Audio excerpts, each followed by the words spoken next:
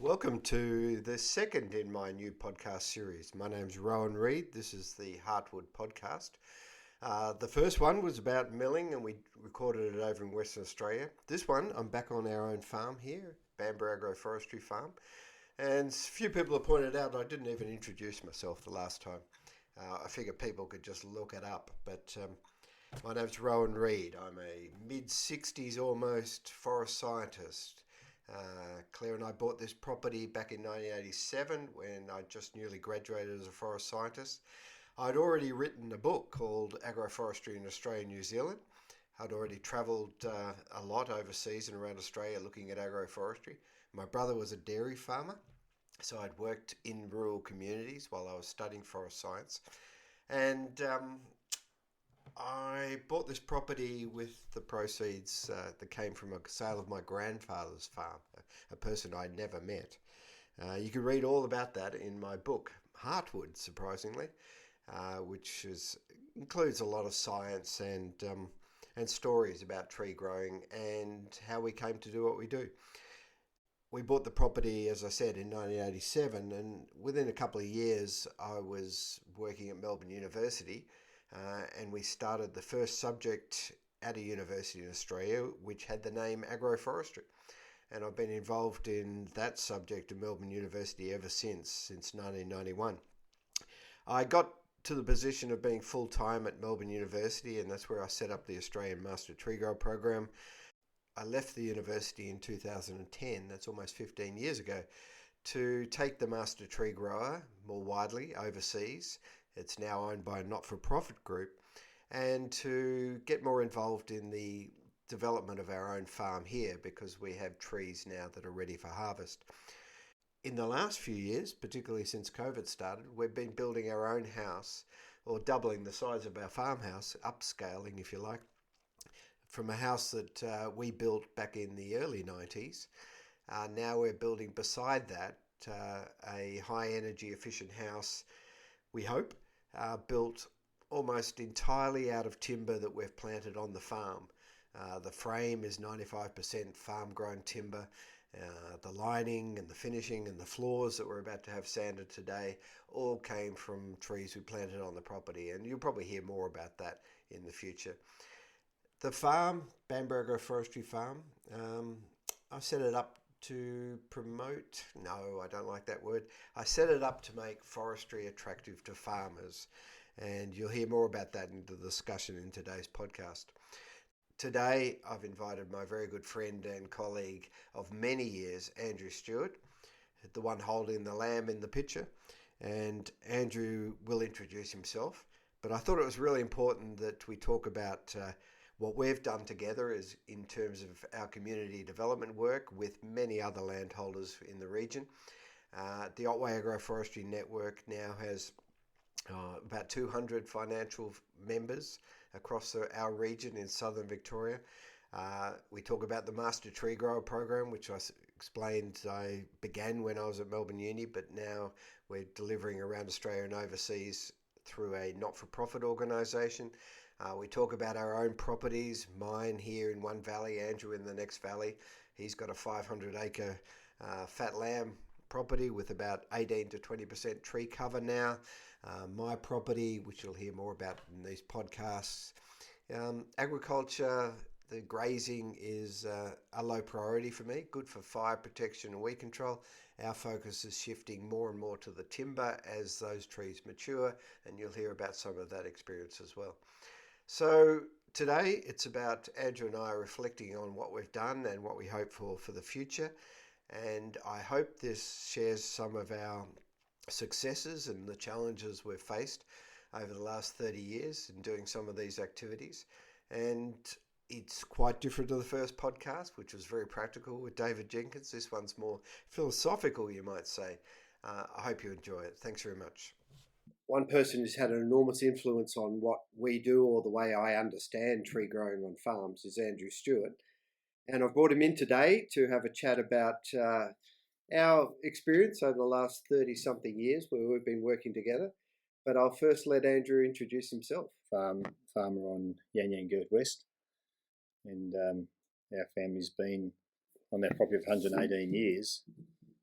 So I grew up on the farm with my family and used to follow my father around the farm and was always interested in farming. I could just come home on the farm and leave school early, but I decided I think I should further my education. So I went and studied agricultural science and then came home and worked on the farm to help my father refence the property, because there was a really new invention turned up in the early 70s called electric fences. Thought we should get into this, so we went down to a field day that Bob Peace ran down in Warrnambool and came back all enthusiastic about electric fences. So we started doing electric fencing around the farm. Then I went travelling, working around Australia as a stockman, because we always used horses on our farm, right from when I was a kid and mustering the stock. We always loved riding, and Dad and I rode around the farm a lot. And so I worked around Australia as a stockman and had a really interesting experience. I was away for a year and a half and travelled overseas and came back, and then decided that I would like to commit myself to farming. I had the offer to work with the World Food and Agricultural Organisation internationally, but I decided that I wanted to come back and do things on the farm. So I came back and participated more on the farm, but I needed an off-farm income, so I then became a teacher and taught agricultural science and general science. And then that was really interesting when I was doing that, because when I first met Rowan, this curly-headed guy came up in about 1987 or 1988 to our wool shed. You did, Rowan, and I looked up and I said, I know you because I've got your book, your first book that you wrote with Mr. Wilson. I had that book as a text for my agricultural science class. I was teaching a very green form of agricultural science back in 1984. And agroforestry was on the curriculum. Yeah. So that was great. And then we had a discussion, and you were wanting to know who owned the stone pines. You were interested in that, and they were on our neighbour's property. And as you once said to me, Ryan, when we first met, we started talking trees, and here we are still talking trees over 30 years. Well, I've just had to write it down. 37 years. Yeah, that's right. Since 1987, since we came here. I actually said to someone recently, I don't think I would be in my position, or we would have that influence in terms of what we may have had in this region had it not be for our connection. I just think it's so important that if you think of it, you're the ag scientist, I'm the forest scientist, you're the fourth or fifth generation landholder. I'm the newbie to the area, although my family's been in farming, but brought up in the city. So that ability to bounce off each other, I just think has been really important, and challenging each other, I hope, and certainly trying to get my head around what it means to do forestry, because as I introduce our property, I always say, and I said it to her this morning, I mightn't have understood what I was trying to do back in 1987, but I wanted to make forestry attractive to farmers. And because my brother was a dairy farmer, I knew that rural communities generally, particularly in the Otways, weren't comfortable with pine companies and government forestry, but I was passionate about forestry. But in order to engage a community of landholders, we need to redefine what it is. And I think you've really helped me redefine every aspect of tree growing, right from the design. Obviously, your work on design is fantastic, and we'll talk about some of those designs. But even understanding the economics of tree growing. And you said something years ago that I still use in talking to groups in our Master TreeGrower groups, in a little video. Remember the video we made together? And, I do. All I did was hold the camera and you spoke to the camera. We went around and looked at all your tree planting, and then you stood there in the middle of the paddock and you said something that certainly no forester has ever said. You said, rotations of 20 or 30 years aren't a problem to me. In fact, they're an opportunity. And that to me was a penny dropping moment when I can now build on that understanding and say the economics of forestry hasn't been done in a way that's relevant to landholders, particularly family farmers. And you've demonstrated over that period that growing trees with a commercial intent is not about growing them quickly to get money in the bank and then showing it's a good investment. It's about building wealth. Yeah, that's right. And also on that theme, I can recall in the early days when we'd have tours there, there'd be foresters in the group, and we'd be looking at the trees down along our creek line where we'd started to thin and prune, and they'd be asking about, what do the models show about this in terms of your return on investment and so on. And I said, well, I take a very liberal view on this, and I don't sit down and worry about spreadsheets because I think about all the multiple values that are coming into the system, and it's hard to put those on the spreadsheet. I suppose you could if you really want to, but in my head there are enough values to be putting these trees there to justify their existence, and really managing those trees, which is what I learned from you, Rowan, doesn't really take all that much time because we'll talk a bit of economics. We've got all the fixed costs anyway of putting up the fence, the electric fences we were doing, and then the establishment and so on. They're the fixed costs, whether they're just going to be there forever and just purely there for their shade and shelter and so on. But if we want to keep the opportunity alive for a future product from those trees, it's only about, I worked out as about a $20 investment per tree. If when you think about the time you visit the tree over its life with form pruning and then bulk, pruning as well, and a bit of thinning, then you get a bit of firewood anyway. But then building all the other values that come into it, with the aesthetics and the attractiveness to birds and the ecology, these were things that were the four in my mind. I think they were implanted into me by my father when I was probably about 12. It was during the 1967 drought, and he was planting trees down a laneway, and it was very, very dry, and I was there. It was an old road, and I was there with a crowbar, digging holes with a crowbar and planting these ironbark and spotted gum way back then, and those trees are still there and they look great. He wanted to attract birds to the property, but he wanted shade shelter for his sheep, and so did his friend Lester Bush. So they worked together. It was hard for them because they went the land care groups and they went the nurseries and the techniques and the community capacity about these sorts of things. So I think that on reflection, we grew up with that. We thought it was normal, but it wasn't really normal in a way. It was. I think that was implanting in me the sense of the various values that trees can have on a farm. And then when you came, you took it to the next level in terms of the product. So we weren't really thinking about product then. Well, I think that's worth talking about because everyone's planting trees. We've had 30 plus years of land care, which has been fantastic, and trees have been going in the ground everywhere.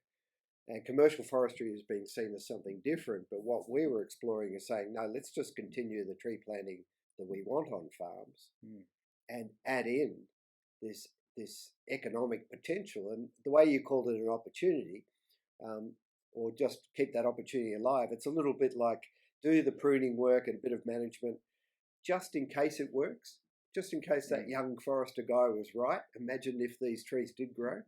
Now, 30-something years later, down at my sawmill, I milled a piece of your timber this morning.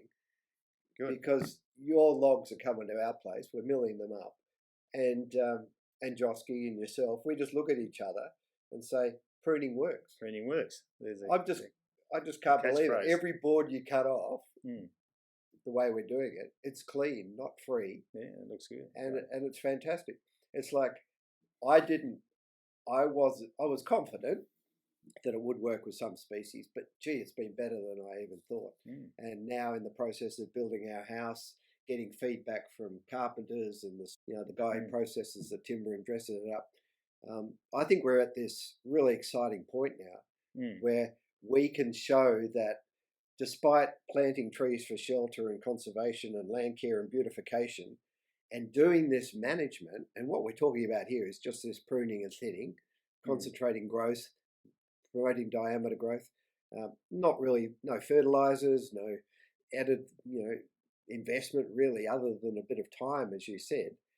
And then we get this standing log in the paddock that is valuable enough to walk down with a chainsaw, cut one tree down, pull it out with a log, stick it on a trailer, take it to a little sawmill, mill it up, get that timber, even take it to a commercial place to get dried.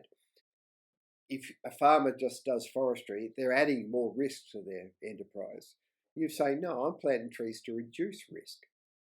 That's right. And the bonus is the timber. That's right.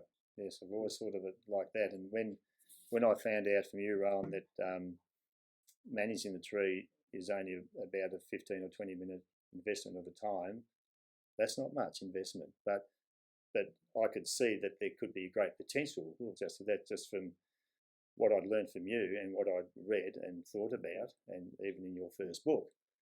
Yeah, and I hadn't done it then.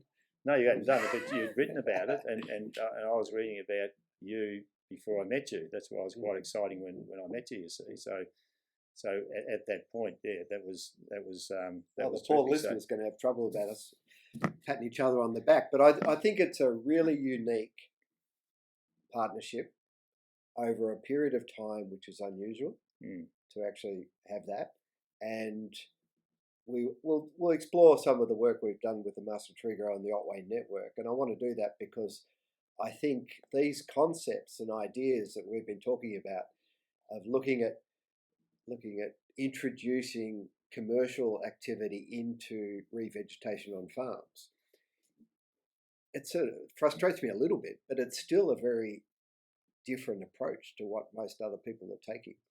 And because of that difference, and now because of the track record, not only on our farms, but I think many others, I think we've actually got something quite unique in this area as a result of bouncing ideas of not just you and me. There's 10 or so of us who have been involved in the lead of this, and then many others who have contributed. But I think the result is based on a foundation of these simple concepts about risk management, keeping the opportunity alive, building wealth on the farm, not thinking that planting trees for timber is going to put your kids through school or put even food on the table. But as you and I are now grandparents, that idea comes to the fore and thinking, wait, our grandchildren don't have to wait. And they're the first generation in our area of potential tree growers who, for them, so what if that took 50 years to grow? The grandparents did it, and now all we have to do is to keep planting and harvesting on an ongoing basis. And that's the other thing you said to me so long ago, that your generation, the people who are planting the trees, get the benefit of the trees for shelter and land care and aesthetics and all that.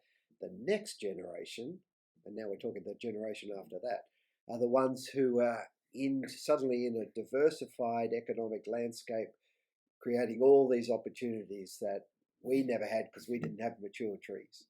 Yeah, that's right. But just reflecting on the nature of the enduring relationship, I think it's because there have been so many different aspects which have come into the story which were unpredicted. And so it's dynamic in a way.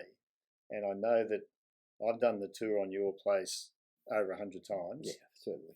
And it's a lot more than that, really, but it's a lot.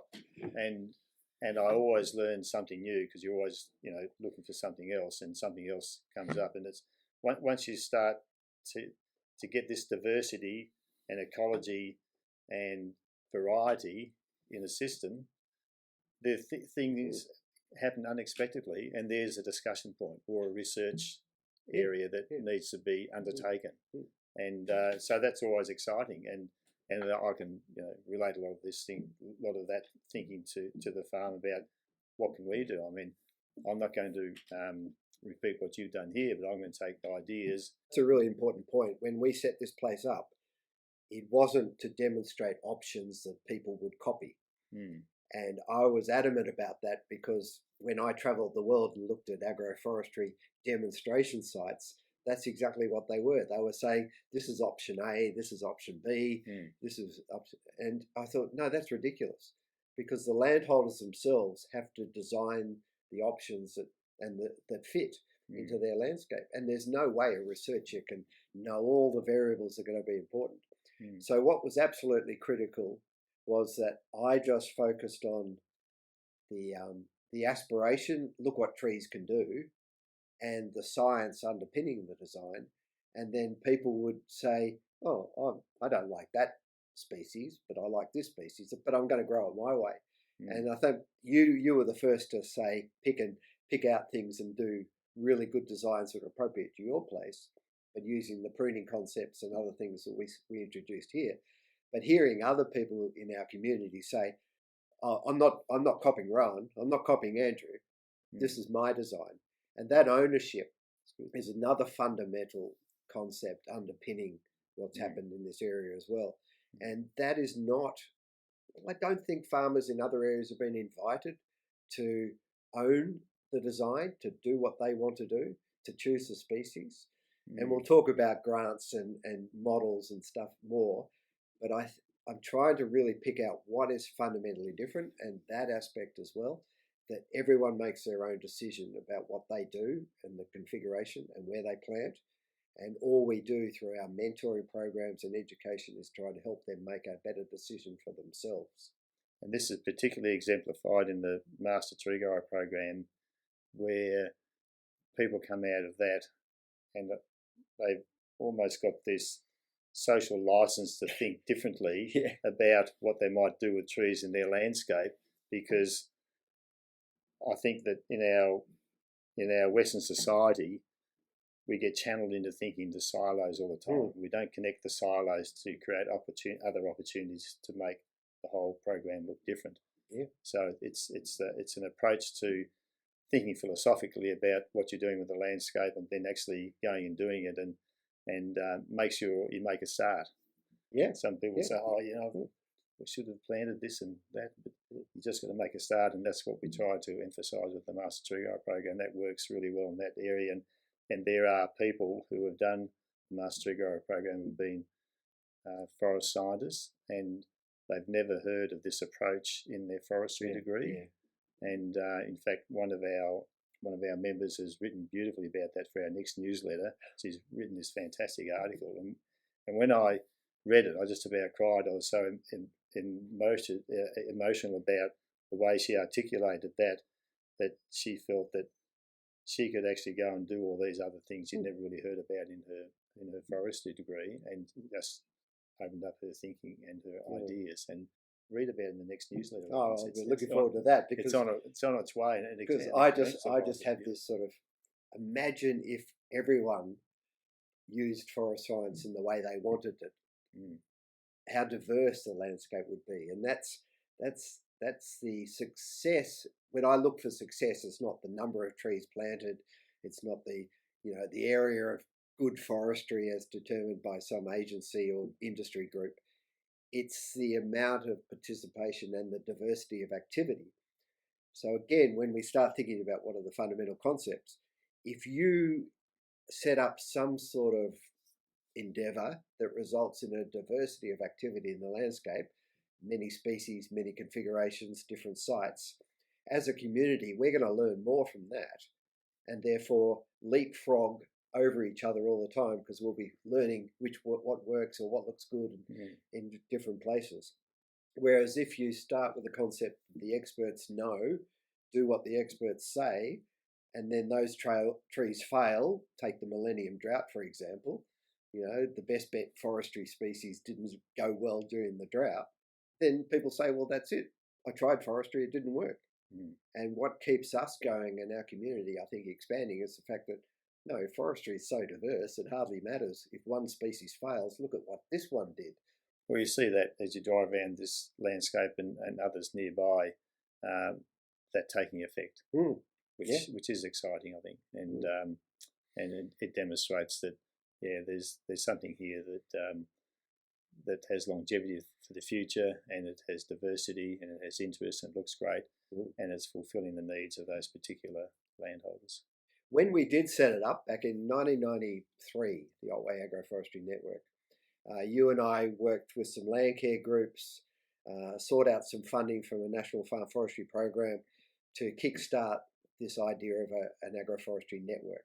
It wasn't the first one in the state. Gippsland had already started and as a network, but it was really about getting people together.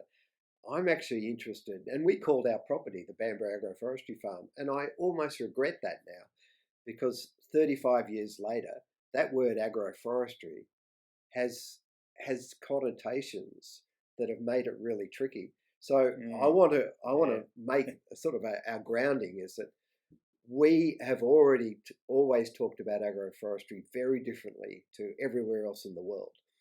And that's another really interesting. I just went to the Czech Republic to the European Agroforestry Conference. I've talked at the North American Agroforestry Conference. Those places, agroforestry is a system. You research on a research farm, intercropping soybeans and black walnut or apple trees and something else. And then you have all the research and then you present those results to farmers and say, we've worked out what the best combination of this and that is. And they wonder why there's no adoption. And then they have these huge grant programs to encourage farmers to adopt. Our definition has evolved to something which is so simple and so fundamental. It's sort of based on the truism that people don't just define agriculture by what agriculture looks like. They define it by who does it. Agriculture is what farmers do. They could grow crops, they could intercrop, they could do lots of different things. And we've got our definition of agroforestry is just forestry that farmers do. And so therefore it can be anything they want. And if you have that definition, then I think we can have a really exciting research and development and extension program about agroforestry. But if your definition is one sort of, let's get the research stations and experts to tell us what these combinations are, it won't run. It won't fly the way things have flown around here. Even though we've got our interests, our species, our pruning, our timber, as a result of that definition, we've had bush foods and flowers on your place and shiitake mushrooms and an emphasis on birds or whatever people want to do. And no one's going around saying, is this agroforestry if I'm not cutting trees down? Of course it is. It's just tree growing. It's the application of the science of forestry for whatever purpose you want. It's just how trees grow, really. And in particular, it's important to understand what the goals of each individual farmer is or what their goals are, because that underpins our site visit program, which has been really successful. Doing a site visit last week with David Curry. And so when we went there, David said, well, what do you want to achieve on your farm? And we just sat back and listened, and that was great. And there were 3 people at this site visit, and there was a father and a couple of sons, and they were just bouncing off each other, and then they were looking to us for comments. And how many of us were there? 2 of us. Yeah. So there were 5 in the group. Yeah. So we had this great conversation, and it was intergenerational. It was a father, as I say, a father and 2 sons. So that's important to try and attract that activity. I just felt after there was so much enthusiasm about the program. David's doing the first draft, and I'll review that, and then that will reflect the discussion that took place on that day. And then I've been appointed as the peer group mentor for that particular property, and I'm looking at it as an exciting challenge to work with those people and help them evolve their dreams. Yeah. So So back in 1993, we applied and got $100,000 from the National Farm Forestry Program, and it was our application. And I got the phone call from Canberra. It was different to everyone else. A lot of government departments, state departments put in for money to put up demonstration sites or do this and that. We asked for money to pay us to talk to farmers. Have a conversation. Yeah. We didn't say we're going to plant any trees. And they phoned me up and they said, you have to plant trees as part of this program. And I said, no, we've got to talk to farmers. We're aimed at building a culture of tree growing. We can't start by planting trees on the assumption that we know what tree they want, where they want them, as you're saying. So building up a culture, and they said, no, you need to plant trees because we've got to put the sign in front of the trees to show that there's been a federally government funded program. So I think we added $3,000 or $4,000 to our grant application. Right, yeah. Planted 2 little demonstration sites. We never put a sign up, and we only had a few field days at those locations. What we did do is start that conversation, as you say. Went to farmer groups and land care groups and spoke to them about, well, why would you want to plant trees? And the first book we wrote for the Otways was Productive Trees for Shade and Shelter or Shelter and Erosion Control, because their motivations were, we want shelter and erosion control. And we said, okay, let's just put to them, let's add on commerciality to those objectives. And when you're doing cultural change, and I think I'd really like some people to come and assess what we've achieved down here, nothing happens for years in terms of adoption. Things crawl along, people attend events and stuff, but if you're running around saying, how many trees you planted, it's very hard to say, well, this many trees went in, because we didn't fund any trees in the ground. But 10, 15 years later, we started to see trees growing into the landscape. And one measure of that, which distinguished our activity from other conservation, largely land care projects, that many of those trees were pruned. So that was an indication that landholders were confident enough to prune a tree to get that, because you'd only do it if you think there's a commercial return. So we started seeing pruned trees in the landscape. And that highlighted that we started to get that cultural change. People were putting their own time and effort, planting the trees and achieving, doing that pruning, thinking that they might get somewhere. The scale never bothered me, that there was lots of people doing small areas, because, it's the 100th monkey, isn't it? You've just got to get to a tipping point where people have the confidence, and you did this yourself. You did a few smaller plantings, then bang, you started doing these much larger, more sophisticated plantings, and that's been really exciting. I think that word confidence I've just written that down there is the important thing, is about giving landholders confidence to think through their own programs and to achieve their goals. So we've talked about part of what we do now, but back in 1993, the Master TreeGrower started in 1996, and we went around the country doing that. But in our area, we focused initially on that conversation, and over time, the field days turned into Master TreeGrower concept. The Master TreeGrower was born in this area because of that foundation of those first few years. We continue to have events of networking. The funding agencies still get a little bit confused sometimes by saying, what, you're spending money talking to farmers or getting farmers to talk to each other? Don't farmers do that? And I love that response, because everyone recognises that farmers have enormous influence on other farmers, and that the peer concept is influential in what people do. But who invests in it?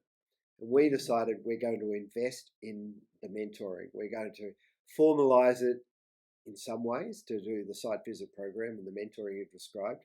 We're going to do it informally by just allowing people time to talk. And we're going to emphasise that. We're going to invest money in that rather than trees, and see whether or not trees result. And I think we can say that if you do that, you actually get outcomes in terms of trees in the ground. So the Master TreeGrower, the peer mentoring, the field days and the newsletters and the informal activities and the good lunches, they're all part of, this is a justifiable, in our view, public investment of money to get outcomes in landscape change and cultural development. And we've documented landscape change in a few areas.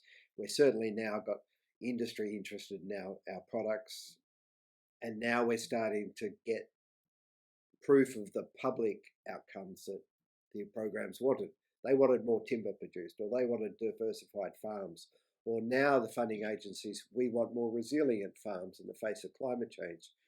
Well, what can be more resilient than a farmer who's got the option to harvest timber during a drought, or when their agricultural commodities are low, because timber is not going to be linked to those same problems. Or having a farm during a drought, with a big interface of trees, where it's cooler in the summer, and warmer in the winter because of the impact of trees and shrubs.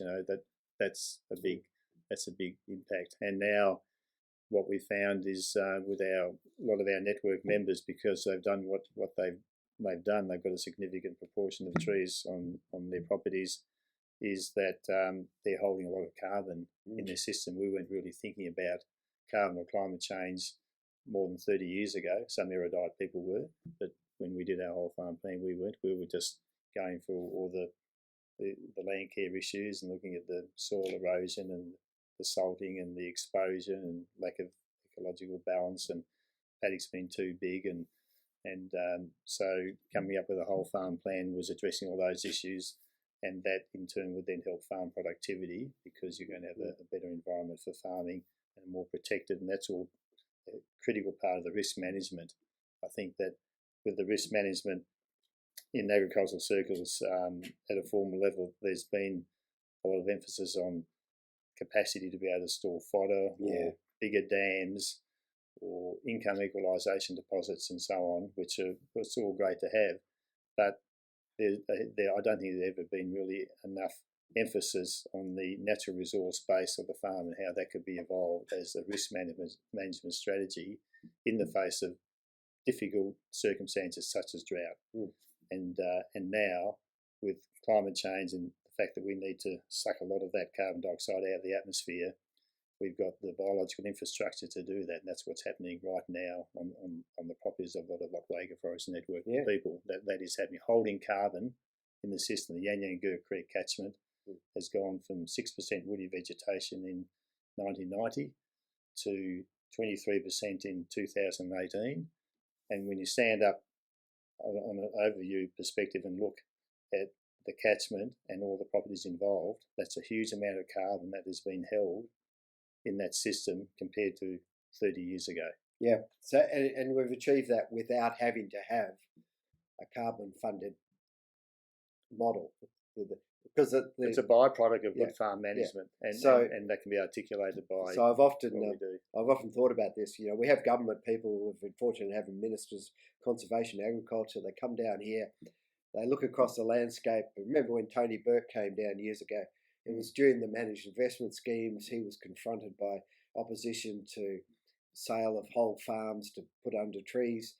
He walked around with us and on the farms, and it's like a penny drop for him. He said, okay, we want 10% of every farm under trees, not 10% of farms. Yeah, big difference. Because he was seeing how you could get trees in the landscape without displacing agriculture.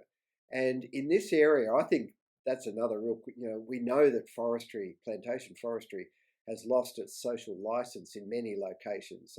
In an area with a long history of plantations like Mount Gambier, it's probably fine. But when plantation forestry moves in, particularly with international money, into a new area, there is a backlash. There's concern about loss of agriculture, displacing families. We've achieved a percentage of landscape change, which was quite admirable, without the social backlash, because everyone knows someone who's involved in the tree growing themselves, and the trees are all effectively owned by the people who own that land, the families who own that land in some way.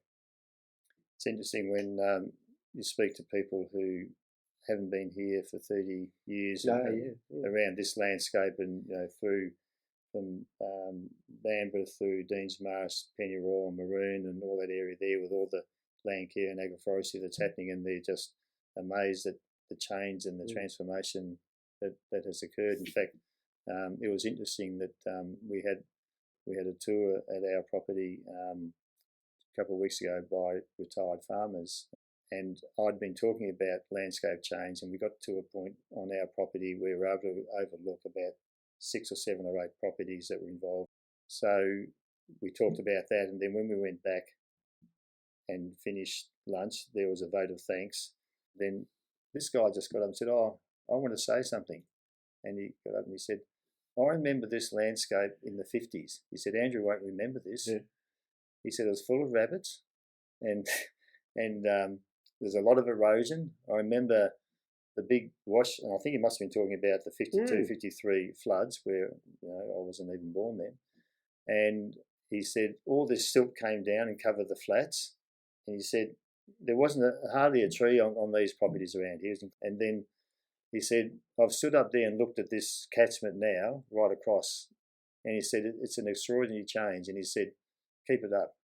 I guess our premise is cultural change leads to landscape change. And now we're getting people to say, yes, this landscape has changed. Local people are saying, we're comfortable with the landscape change that's occurred. We don't see it as a threat. Forestry has a role to play or a place in this landscape, which is all really exciting. When people come from other regions and look at what's happened, they see the landscape change. It's really hard to then get them to think about what could they possibly do in their landscape to achieve this outcome. They'll tend to just look at the trees and say, oh, what we need is more trees in gullies or more shoulder belts, and they'll promote those. I've reminded of I think it's an Irish joke that I often recite, that the tourists are lost in Ireland. It's a positive Irish joke, in fact. They drive through the landscape and they're lost. And they see a farmer at the side of the road. Now, you've all got Irish heritage, Andrew. That's right. Yeah. And they say to old Andrew Stewart and his tartan or whatever, his stick or whatever the Irish farmer had, he said, how do we get to Dublin? And Andrew replies saying, I wouldn't start here. Can't get there from here. Because that's what the thing is. People see this landscape and say, how do we achieve this? You don't start by looking at the trees. You start, how do you get there? You build up that culture and let the culture express itself. And it respond to market uncertainties, to respond to risk, respond to their own individual opportunities as they see it and their enthusiasm, and find out what forestry looks like when these people do it individually in a diverse way right across the landscape. And then nurseries start to come in because people get interested, they want to plant trees, there's a demand. So land care comes in and the government gets on policy, but we've got to be careful that there's enough flexibility there so that farmers can reflect what they want to reflect on their landscape without having a top-down approach with policy which dictates possibly sometimes poor outcomes and can fly in the face of risk management. Yeah, there's so many perverse outcomes that come from well-meaning policy development, and you can understand it's you need a brave bureaucracy, a brave government to come in and say, we're going to let go of the outcomes and invest in the research and development, the conversation, and see what comes out of that. They tend to have a planning idea saying, oh, right now the issue is climate change, or the issue is this. Ask an expert what they should get farmers to do in order to address that, or ask farmers what they want to do, and just invest in that. So it's a bravery in government to let go, and what I hope have the opportunity to do now is to show bureaucracies and policymakers what could happen. Not saying that each landscape will end up like this, but if you invest in people, maybe there'll be positive outcomes. And if nothing happens, well, that may be where you've got the policy levers in the wrong place and you're getting these perverse outcomes. But letting go is the hardest thing for government to do, because all their interest groups are wanting conservation, or they want timber for houses, or they want all this, and they tell when they lobby government, you need to invest in more in this and more in that. I think Pinus radiata is a really good example. I think it's only you, me, and my brother who've got pruned radiata pine on their farms, and a lot of farmers don't like too many radiata pines, because they're just a tree, but they carry this sort of this concept that or this perception is built on having these pine plantations everywhere. And industry want radiata pine. It's a really good building material. And obviously, when we build our house, 90% of the frame is radiata pine. It's clear pruned radiata pine off our farm.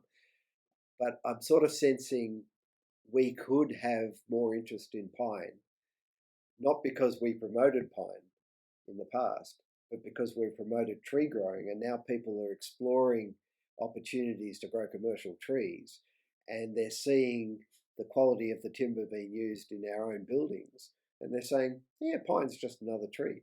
So I think we'll surprise those in industry by having pine trees in the landscape, even though it's something that took a generation to really develop.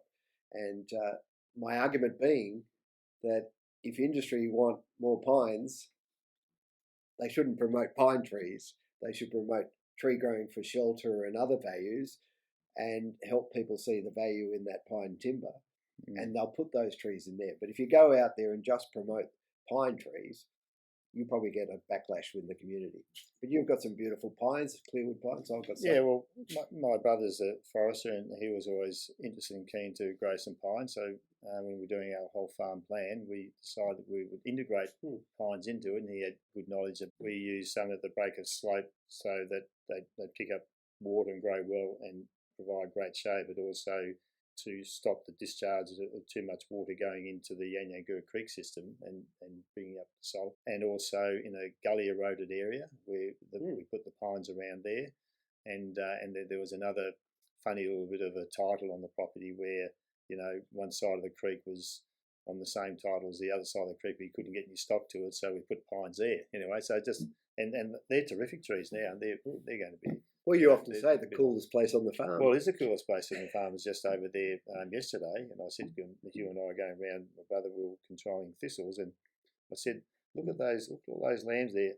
They're under the pines. It's the coolest place on the farm. Well, yesterday was the first hot day of the season. 28 degrees, and the lambs were in October under the pines, and they're having a good time. Yeah. And it's actually nice walking through a pine forest if it's not too big. You know, I mean, you can have these little niches of pine forest. And done 30 years of the Otway Network, and both of us want to be around for another 30 years.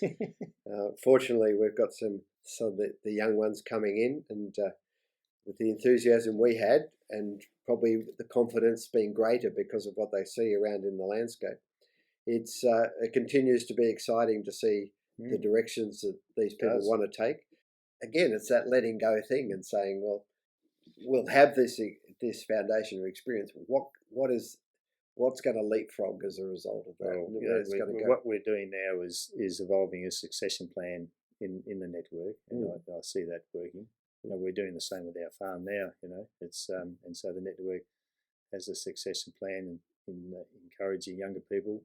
It's not a great big plan with all these words and diagrams, but it's the social plan that we've evolved through discussion and developing a common philosophy about where we've come from, where we are, and where we should be going. And that, of course, has to involve young people. And through the programs like the Master TreeGrower program and the peer group mentoring and so on, it's attracted a cohort of really exciting young people, as you've already started to explain. So I think our network will continue. I'd really like to see the Master TreeGrower still expanding out and sharing these ideas in new regions. I really see a great opportunity for government or public to invest in the idea of bringing people to come and observe what's happened here, and for possibly some of our members to mentor people in other regions, not in a sort of show-off sense, but in a way to say, how can your area learn from this and take the ideas in a different way? How can you break away from that top-down sort of trees in the ground, grant-driven process and see what happens when you take an alternative approach? I'd really like to see some public fund put into that, and maybe into some social research into evaluating landscape change in this area. There's a great opportunity right now because we've got timber going to guitars, we've got furniture timber, we've got building timbers, we've got some of the processors really interested in the wood. We haven't got volume, but we've got material that they can actually see the potential, and we start developing those markets for this product that are appropriate to the scale of production. I'm really aware that you're started harvesting some good logs now, but there's another 10 farms that are going to come on with particularly large eucalypt logs that can be quarter sawn. That's right. That have been pruned. The market's going to rightly say, what's this timber like? What's its tangential and radial shrinkage? What's its wood density? How does it behave? Now, we can't do that, but government could invest money in that research to actually help test, us evolve the proof of concept.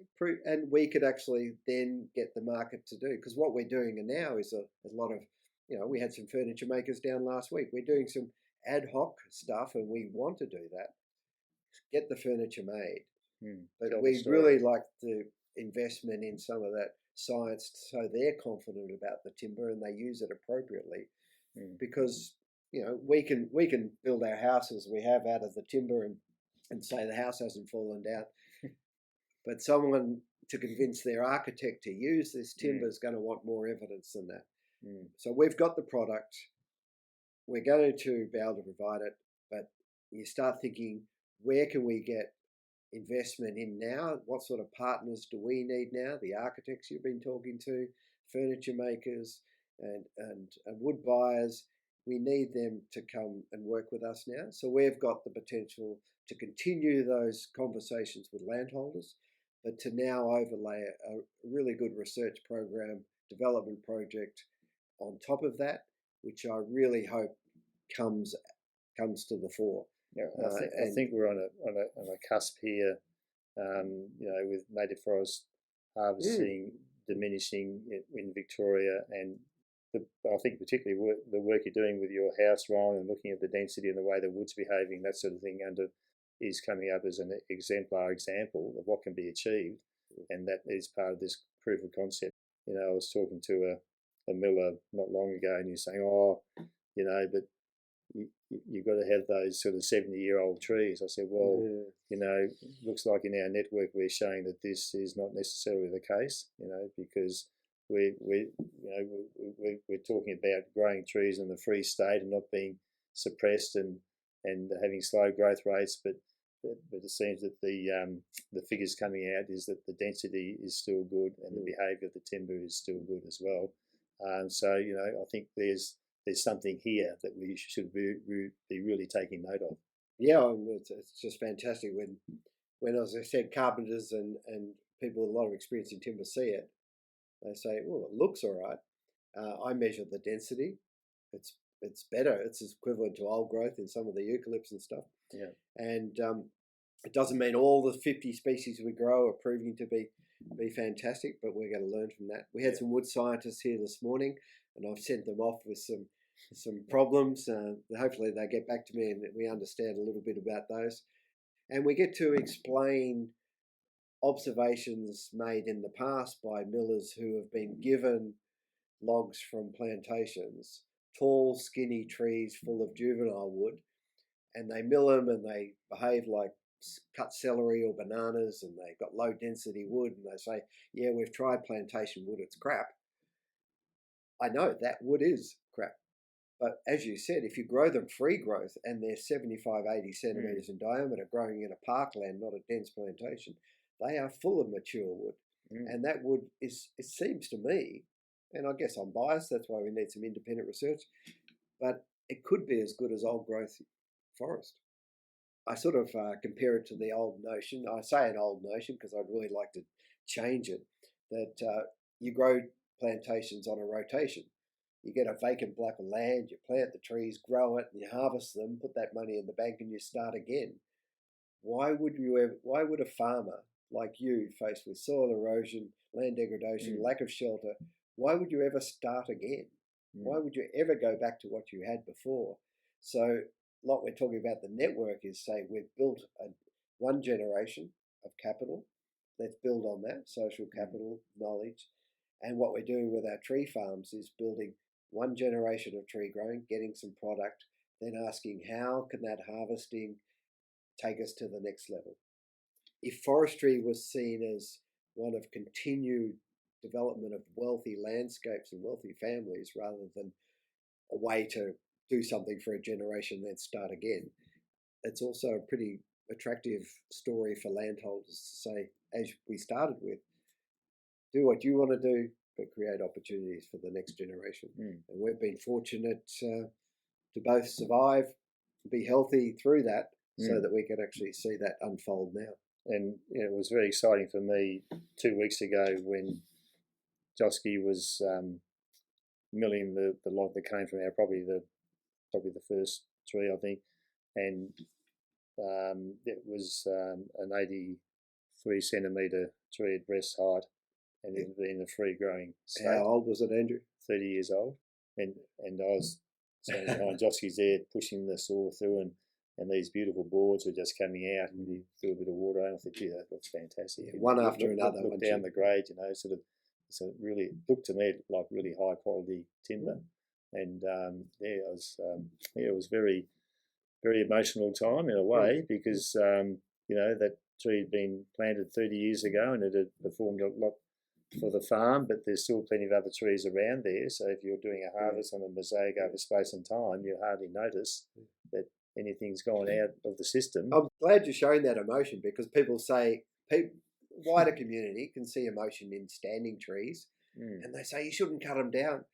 But there is so much emotion in the next stage as well. Yeah. There's the table out there that I grew the grandchildren around, the house, seeing the product coming off, the success of the work.